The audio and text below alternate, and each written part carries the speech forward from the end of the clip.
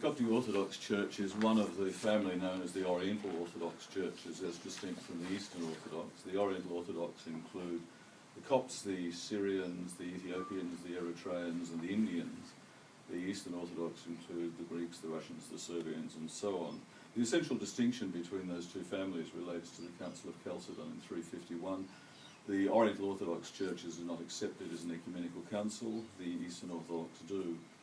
The Eastern Orthodox generally claim that the Copts are monophysites, that is, they believe in the heresy of the one nature of Jesus Christ. The Copts vigorously deny that, and it is a fight that has gone on for a very long time. There now seems to be agreement between the leaders of the Eastern and Oriental churches that the heresy never really existed, so we're moving happily towards something that might vaguely look like union. The Copts are the original Christians of Egypt, and they are the descendants of the pharaohs, as distinct from the Arabs who subsequently invaded the land. And they traditionally trace the origins of their church to the ministry of St. Mark in the years immediately after the resurrection. There's clear evidence that Christianity spread widely in Egypt in the 1st and 2nd centuries.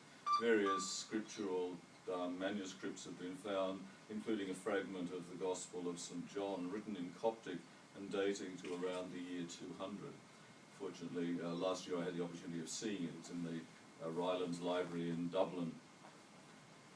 So a Coptic church is for most Western eyes, a rather exotic-looking place. In normal times, that's what is known as the royal doors, which is a rather odd term in Coptic because there are no doors. The royal doors are closed with a red curtain outside the liturgy, but unlike most Orthodox traditions, during the liturgy proper, the doors are open. Outside the celebration of the Divine Liturgy, the altar in a Coptic church is normally veiled. The red veil is normally used throughout most of the year. The white veil is used at Easter time. And when the veil is removed, a number of rather curious things. I particularly like this old photograph of a 19th, early 20th century Coptic altar, which is characteristically in a state of shambles. If you looked at the Coptic altar once it was unveiled, you'd notice a number of things that are unusual. The first of these is the ark. The ark is a wooden box. There's an example there of an old one and of two modern ones.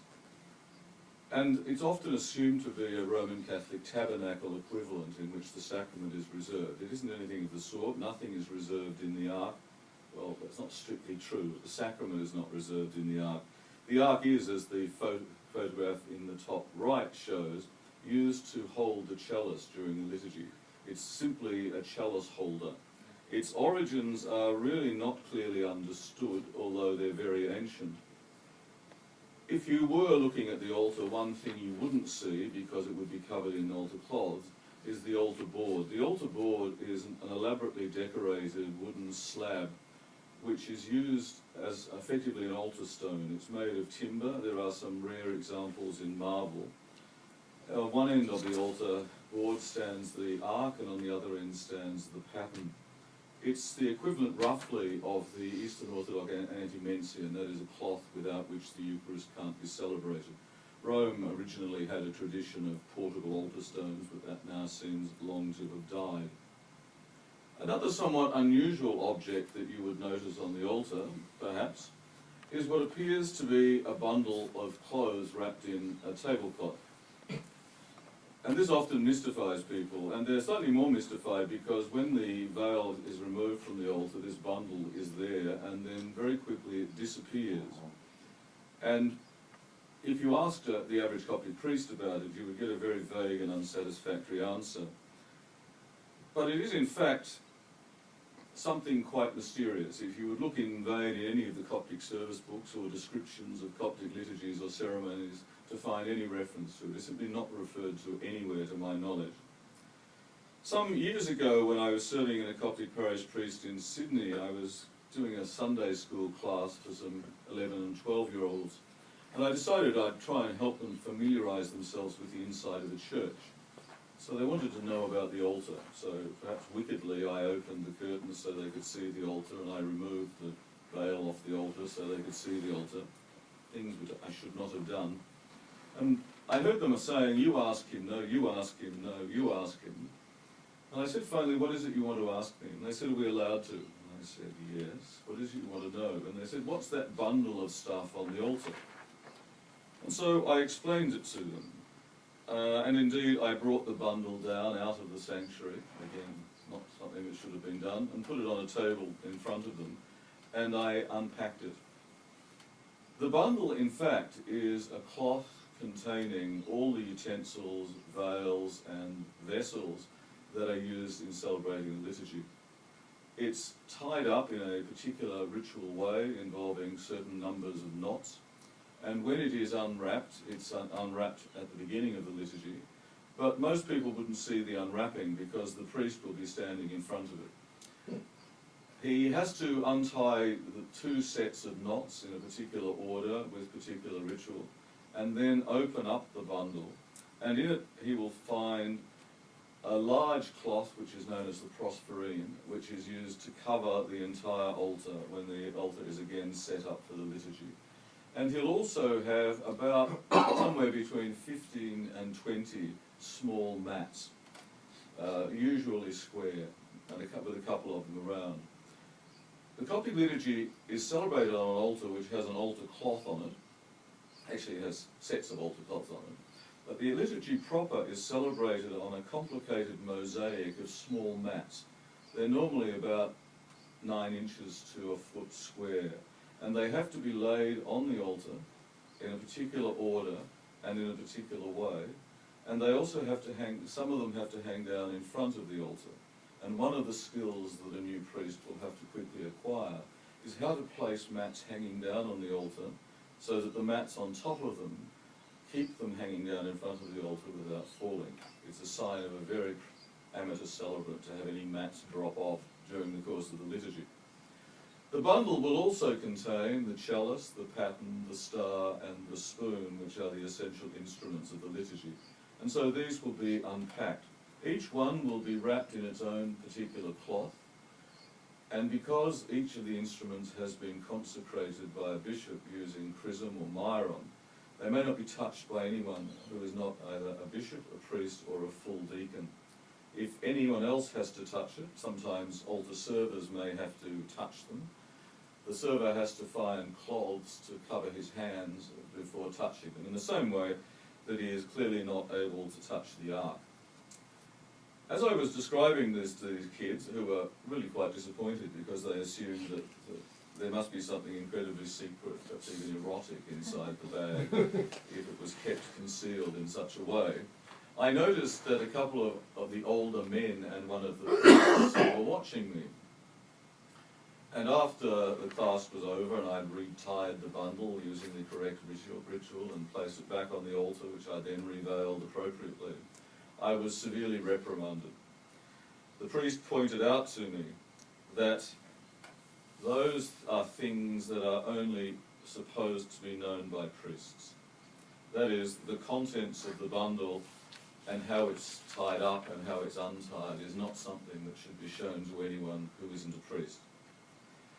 This might seem rather strange, but it's part of the Coptic tradition that the rituals of the liturgy and of the sacraments, as opposed to the words, so you can in fact, you look at this volume, you can see most of the words that are said during the liturgy. I'll mention in a little while some that you won't find in there. The ritual, that is what is done as opposed to what is said, is not written down. It should not be written down. There are a few people who have written it down, but it's not supposed to be written down because it is regarded as too sacred to be made accessible to people who are not priests or bishops. The Coptic Church holds that the teachings about the rituals of the sacraments and other services were transmitted orally by the Lord to the apostles and disciples, and were then transmitted orally by them to their successors, and so on down throughout the ages. Even when the liturgy came to be written down, the earliest versions of it are in note form. That is, they are not complete. It's very clear that elements have been left out, and certainly there was no ceremonial instruction at all. Even some contemporary liturgical texts published by the Coptic Church do not contain all the words that are spoken, and they certainly do not contain any of the ceremonial instructions. Indeed, there was a set of prayers that must be said by the celebrant in the liturgy that are not found in most modern versions of the Coptic liturgy, and which were originally not found in any of them, but were included in a volume with the exotic name the Book of Secret Prayers, which was only accessible to priests and bishops. Father Tedros El-Bakomi says of the traditional church teaching, the church's rituals have been defined and practiced by tradition within the church itself, a tradition which has been passed down from the holy apostles who received it at the hands of our Lord himself. This tradition has been thoroughly passed down from one generation to another. Thus, the rituals of the church have a direct relationship to the Apostolic Fathers from the first centuries of Christianity. We know from the four Gospels that our Lord spent about 3.5 years teaching his 12 disciples and apostles everything, and also from the book of Acts that the Lord, after his holy resurrection, spent 40 days appearing to his holy apostles, informing them about all that concerns the edification of the church. And so the tradition is that the liturgy, while the liturgy was eventually printed, the ceremonial instructions were never printed. They were taught by the Lord in a period of 40 days to his apostles and successors. If we look, for example, at one of the earliest of the Egyptian liturgies, the liturgy of St. Serapion, which dates to around about the 4th century, it's a very brief liturgy. It would be hard-pressed to take much more than half an hour to celebrate it. It fairly clearly has bits missing, not missing in the sense that they've been taken out, but that they were never put in. And it contains effectively no ceremonial instruction. So there's virtually no instruction about what the priest does or doesn't do with anything. Various early fathers made reference to this notion of a secret tradition, which came to be known among scholars as the disciplina arcani, or secret discipline. That is, that there were things that were not said, things that were not told, things that were not shown to people who were not believers. And not even that, but to people who were not sufficient believers. Because, as most of you would know, in the early church, the process of becoming a Christian was a long and tedious one. You didn't turn up on Sunday and get baptized. There was a long process of being a catechumen and receiving various instructions and then more instructions and so on. What is generally known of the Disciplina Arcani is that the immediate object of the mystery was not dogma and sacramental words, but the elements of the ritual performance, so that it was not so much what the priest said as to what the priest did that was to be kept secret. And the desire, of course, was to ensure that those who were not worthy didn't have access to this information. It essentially related to the celebration of the Eucharist and to baptism. And indeed, in the Coptic tradition still, it is essentially relating to the baptism and the celebration of the Eucharist, that secret teachings exist with regard to the sacraments. The secret tradition is in part based on scriptural teachings. Give not that which is holy to dogs, neither cast your pearls before swine, lest perhaps they trample them under their feet, and turning upon you, they tear you, as is reported in Matthew 7:6, while the practice in apostolic times is suggested by St. Paul's statement that he fed the Corinthians as little ones in Christ, giving them milk to drink, not meat, because they were not yet able to bear it. This is echoed in Hebrews, where the same illustration is used, and it is written that solid food is for the perfect, for them who by custom have their senses exercised to the discerning of good and evil. So there is a very ancient tradition, going back to the very origins of Christianity, of secret tradition. Most scholars concluded that the secret tradition can be traced back to the very beginning of Christianity, but that it does not appear to have been carried out with such strictness in the earlier centuries as it was immediately after the persecutions began. This may be due in part to the absence of detailed information with regard to the earlier period, but it's probable enough that the discipline was growing more and more strict throughout the 2nd and 3rd centuries on account of the pressure of persecution, and that when the persecution was at last relaxed, the need for reserve was felt at first, while the church was still surrounded by hostile pagans, to be increased rather than diminished. Likewise, most scholars conclude that after the 5th or 6th century, when Christianity was thoroughly established and secure, the need for such a discipline was no longer felt, and it passed rapidly away. This would appear to be the case in almost all areas of Christianity except Coptic Egypt. In Coptic Egypt, the tradition of secrecy did not pass away, and indeed it continued and became somewhat stricter after the Islamic invasions. The training of Coptic priests in ancient times was the responsibility of the bishop. There are various ancient texts which prescribe some of the knowledge required, specifically knowledge of the office of priest, and particularly the ritual requirements of the office. That most priests were illiterate, or later illiterate in the Coptic language, presupposed that most of the training was done by oral instruction and demonstration, which had to be memorized and replicated to the satisfaction of the bishop or the mentor appointed by him. Traditionally, the candidate for ordination was examined both orally and in terms of liturgical practice prior to ordination. But the tradition then developed that an unordained person was not worthy to have this knowledge, and accordingly it stopped being given to candidates for ordination and was given after ordination to those who'd been ordained to be priests. Following ordination, a Coptic Orthodox priest is not permitted to celebrate the divine liturgy or administer any of the sacraments until he has completed a period of instruction in the unwritten and secret tradition, which is referred to as the 40 days. Although it may be longer than 40 days, I suppose in the case of rather dim priests, or these days it's often very much shortened, particularly where priests may go to Egypt to do the 40 days from Australia or the United States. They will often not spend 40 days doing it. At the conclusion of the 40 days, and subject to the new priest satisfying the senior monk priest, who is his instructor, that he is competent, and thereafter and can celebrate the sacraments appropriately. So, what am I doing here? He will undergo what is known as the rite of receiving the sacrament, which in an interesting sort of way is a rite completing the priestly ordination. Because although a priest is ordained by priestly ordination, he can't function as a priest until he's undergone the rite of receiving the sacrament. And thereafter, he can administer all the sacraments of the church. The 40 days obviously refers to a number of biblical references, Moses being on the mountain, Jesus fasting, and Jesus teaching the apostles. The rite of receiving the sacrament requires that the new priest, having been instructed and examined and tested, celebrates the divine liturgy on 2 consecutive mornings under the watchful gaze of his teacher. These are 2 examinations.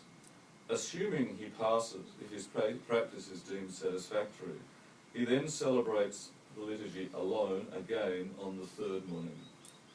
During that liturgy, he is given a loaf of Eucharistic bread wrapped in a white veil, and is taken on a 3-fold procession 3 times around the altar, and then 3 times around the church, and then 3 times again around the altar, holding the loaf of bread aloft, and accompanied by his teacher, other priests, the deacons, and the choir. And then, having received the sacrament, he can now celebrate the Eucharist and the other sacraments of the church. The rite of receiving the sacrament would normally never have been seen outside a monastery in Egypt, although I underwent it in Sydney in the church in which I had undergone the 40 days.